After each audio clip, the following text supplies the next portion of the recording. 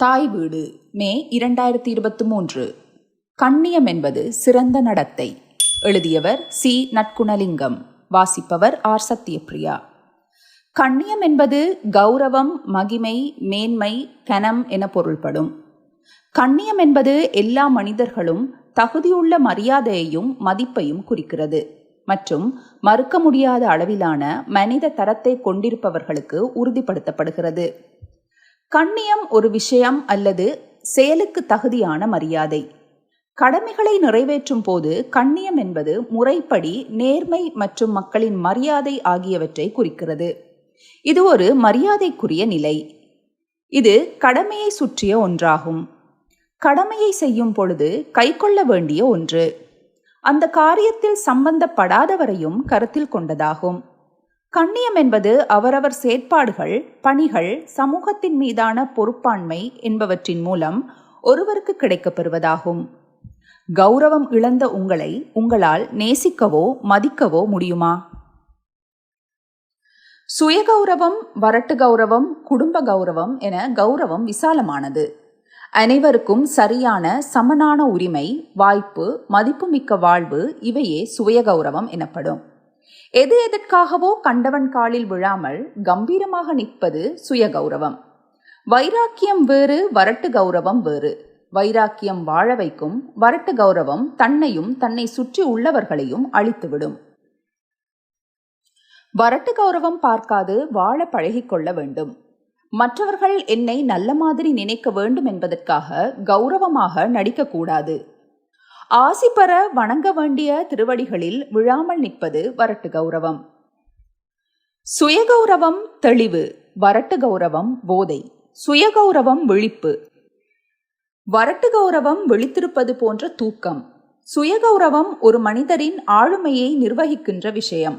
அவர் வாழ்வின் எல்லா நிலைகளிலும் அவருள் ஊடுருவி இருக்கும் அம்சம் அது. வரட்டு கௌரவம் என்பது அர்த்தமற்று காரணமின்றி கௌரவம் பார்ப்பது. வரட்டு கௌரவத்தை நிர்வகிப்பது ஒரு கோழை மனிதரின் அகங்காரம் அல்லது கையாலாகாத தனம். எதிரிகளின் அவமானங்களை காட்டிலும் நெருங்கியவர்களின் அன்புக்காக சுயகௌரவத்தை இழந்தவர்கள் பலர். குடும்பம் என்பது சமூகத்தின் இயல்பானதும் அடிப்படையானதுமான குழு அலகாகும் என்பதுடன் அது சமூகத்தாலும் தேசத்தாலும் பாதுகாக்கப்படுவதற்கு தகுதி பெற்றது. குடும்ப உறுப்பினர்களின் கௌரவம் பாதுகாக்கப்படுவதில் ஒவ்வொருவருக்கும் பங்குண்டு. பிள்ளைகளால் பெற்றோரினதும் பெற்றோரால் பிள்ளைகளினதும் கௌரவம் பறிபோன சந்தர்ப்பங்கள் பல. இது குடும்பம் பிரிவடைவதற்கும் சிதைவடைவதற்கும் காரணமாகிறது. குடும்பம் கட்டுக்கோப்புடன் இயங்க குடும்ப கௌரவம் முக்கியமானதாகும். நம்முடைய அழகோ அறிவோ அல்லாது நாம் பழகும் விதமும் பிறரை நாம் மதிக்கும் விதத்திலும் எமக்கு கௌரவம் தருபவர்களும் இருக்கிறார்கள். தத்துவத்தில் கௌரவம் 3 வகையாக பிரிக்கப்பட்டுள்ளது. தார்மீக கண்ணியம் என்பது இது மக்களின் ஒழுக்கத்திற்கும் சமூகத்தில் அவர்களின் நடத்தைக்கும் தொடர்பானது. உண்மையான கண்ணியம் என்பது மற்றவர்களால் பெறப்படுவது. மனித கௌரவம் என்பது ஒரு நபரின் மதிப்பு மற்றும் உள்ளார்ந்த மீற முடியாத அருவமான உரிமை. இது ஒரு அடிப்படை உரிமை மற்றும் அது மனிதரின் உள்ளார்ந்த மதிப்பாகும். கௌரவம் இல்லையேல் உறவினர் கூட நெருங்க யோசிப்பார்கள். மரம் பட்டுப்போனால் பறவைகள் வருவதில்லை. கண்ணியம் மற்றும் உரிமைகளில் அனைத்து மனிதர்களும் சுதந்திரமாகவும் சமமாகவும் பிறந்தவர்கள். மனித கௌரவம் இயல்பானது, நேர்மையானது மற்றும் பூர்த்தி, திருப்தி உணர்வை வளர்க்கிறது. ஆளுமையை வலுப்படுத்துகிறது. கௌரவம் ஒரு விடயத்தை அல்லது ஒரு செயலை மேம்படுத்துவதாகும். கண்ணியமானவர் பாதையில் யாரும் குறுக்கிட்டாலும் கூட அவர் தன் மாண்பை கைவிடக்கூடாது. கௌரவமானவர்கள் அதிகம் புகழப்படுவார்கள். அவ்வேளை அதனை புகழ்போதையாக எடுத்துக்கொள்ளக்கூடாது. அவர்கள் நடந்து கொள்ளும் விதத்தில் மக்கள் ஈர்ப்பு, கண்ணியம், வீரம், விசுவாசம் மற்றும் பெருமையுடன் அவ்வாறு செய்தால் கௌரவம் பற்றி பேச்சு நிலவும். நீ சென்ற இடத்தில் உனக்கு கௌரவம் அளிக்கப்படவில்லை என்றால் அந்த இடத்திற்கு வந்துவிட்டேன், என்ன செய்வது? மௌனமாக இருப்பதுதான் சிறந்த வழி. எல்லா மனிதர்களும் தங்கள் சுதந்திரத்தை பயன்படுத்துவதன் மூலமும் கண்ணியத்துடன் வாழ்வதற்கான முடிவுகளை எடுப்பதன் மூலமும் தங்கள் வாழ்க்கையை வடிவமைக்கவும் மாற்றவும் மேம்படுத்தவும் முடியும். ஒரு சமூகத்திற்குள் இருக்கும் மனிதருக்கு சரியான மதிப்பு மற்றும் கௌரவம் செய்ய வேண்டியது சரியானதாகும். சமூகத்தில் ஒருவரது ஒழுக்கம் நடத்தைகளில் பிரதிபலிக்கும் போது சமூகம் அவரை ஏற்றுக்கொள்ளும் அல்லது நிராகரிக்கும். தனிப்பட்ட கௌரவம் எனும் போது ஒரு நபர் தன்னிடம் வைத்திருக்கும் மரியாதை மற்றும் மதிப்பை அடிப்படையாக கொண்டது. நாம் எப்படி இருக்கிறோம் என்பதை பொறுத்தே நாம் மற்றவர்களின் மரியாதைக்கு உரியவர்கள் ஆகின்றோம்.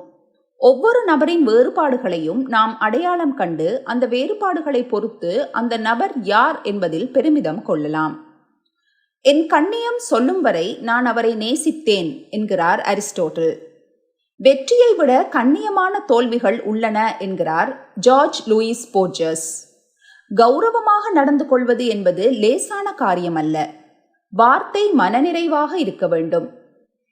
பிறர் கண்ணியமற்று நடப்பதையும் அதனால் ஏற்படும் நோகடிப்பையும் தடுக்க வேண்டும். எப்போதும் உதவிட முனைப்பாகவும் தீங்கு செய்யாதிருக்கவும் முயற்சிக்க வேண்டும். இருவருக்கு இடையில் கருத்து வேறுபாடுகள் தோன்றும் போது விவாதங்களின் தீவிரத்தால் ஒருவருக்கு ஒருவர் தனிப்பட்ட தாக்குதலில் ஈடுபடுவதை தவிர்த்து கொள்ள வேண்டும். கண்ணியமற்ற செயற்பாடுகள் மற்றவர்களை துயரமடையச் செய்யும், கோபமடையச் செய்யும். வார்த்தைகள் திருப்தி அளிக்கக்கூடியதாக இருந்தால் அடுத்தவர்கள் மனதில் தாக்கம் ஏற்படாது, பிரச்சனைகளும் தோன்றாது. கண்ணியம் என்பது சிறந்த நடத்தை. எனவே மரபு ஒழுங்கு மீறாமல் செயற்படுவது சிறந்ததாகும். கௌரவம், கண்ணோட்டம், சாதுரியம், பண்பாடு என்பன குறிப்பிட்ட இடத்தில் குறிப்பிட்ட காலத்தில் வாழும் மக்களின் சமூக வாழ்க்கையுடன் ஒட்டியிருக்க வேண்டும் என்றும் சந்தர்ப்ப சூழ்நிலைக்கு ஏற்ப நடை, உடை, பாவனை, உணவு, நல்லொழுக்கம் ஆகியவைகளில் நேர்த்தியான தன்மை வெளிப்பட வேண்டும். ஏமாற்றுவதைக் காட்டிலும் தோற்றுப்போவது கௌரவத்திற்கு உரியது. ஆபிரகாம் லிங்கன் கருத்து. கவலைகளை கண்டவர்களிடம் கொட்டினால் கண்ணியம் இழப்பாய். கடவுளிடம் கொட்டி கண்ணீர் மல்க கையேந்தினால் நிம்மதி அடைவாய். கம்பீரம் என்பது உடல் அல்ல, அது செயல். கருணை என்பது உதவி அல்ல, அன்பு. கண்ணியம் என்பது தனியாக பேச்சல்ல, நடத்தையும் கூட. அறிவியல் முறைகள் வேண்டும், எங்கள் அகிம்சைக்கு ஆயுதம் வேண்டும்.